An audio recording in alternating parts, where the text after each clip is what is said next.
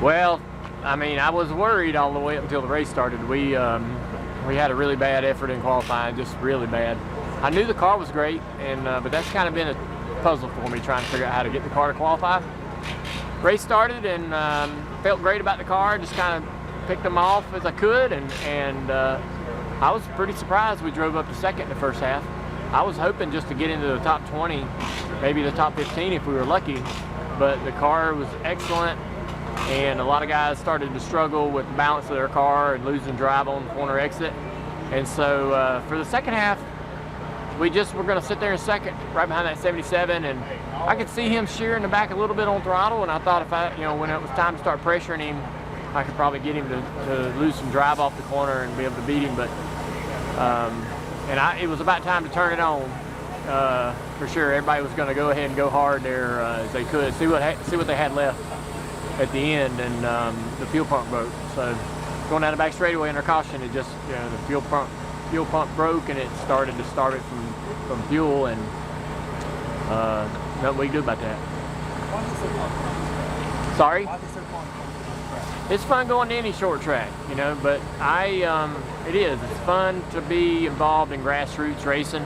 It's fun to be involved in the Cars Tour as an owner of the series, but I did run here a lot in the 90s.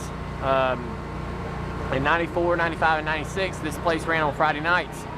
So I'd run here and then run the beach in Myrtle Beach on Saturday night, and so I always did enjoy it, running here, and I'm old and they don't got any walls, so you get in trouble, you're not gonna hit anything, so that's probably good for us old guys. But and it is a tough track, like it's hard to figure out, and especially for qualifying. I've had a hard time trying to get qualifying out in here, but we had a rocket in the race, and I could figure out how to get it around there really good, so I was pretty happy with that. You said when you got out of the car, that was effing fun, I want to do it again. Yeah. What do you think? Well, I didn't know if I wanted to do it again after qualifying. I was so disappointed in myself. I know the car can make the lap, and I'm just having a hard time figuring it out, but you go out there and run like that, you're excited about maybe the opportunity to come back and run it again. So I got 4 races planned for next year, one in April and a couple in August and one in October. At least that's kind of what it looks like right now. So I'm going to go run those, but I'm much more looking forward to it now, because at some point you're going to age out. I don't know why that happens. I don't know how it happens, but I don't know when that happens. So maybe I got another 3 or 4 or 5 years left. Fans are going to want to know, are they going to see the number 8 Budweiser card for those 4 If I have anything to do with it, they will. They'll see that Bud car again. I hope Budweiser really enjoyed this. I'm thankful for them to allow us to do it and have some fun, bring the car out. Seemed like it was a great reaction on social media about it leading up to the race. Some great, attendance from the fans here. They had people that had to turn away, I guess, because they didn't have room. So a lot of folks around here with their old Bud gear on. So the fans really supported it well, and that would encourage, I think, Budweiser to consider allowing us to run it more. I would love to run the car more. It's not very expensive for us to come together, for Bud and us to come together and do it. This is, I think we might have a plan to do another race next year, but I'd love to do more than that. So there'll be another Bud car, and there'll be another number 8 on the racetrack. It might not be all red next year, but we do have some plans to do this again. But I'd love to see if they'd want to do it, a few more years. It was a lot of fun. I think the fans like it, and we got a race for Sundrop. We got a couple races for Bass Pro Shop, and we got one more on the Bud deal. So we'll see what everybody likes and wants to do next. The autograph line was pretty deep this afternoon. When people come up and want to get your autograph, you had the one lady that said she'd been trying since 1999 to get your autograph.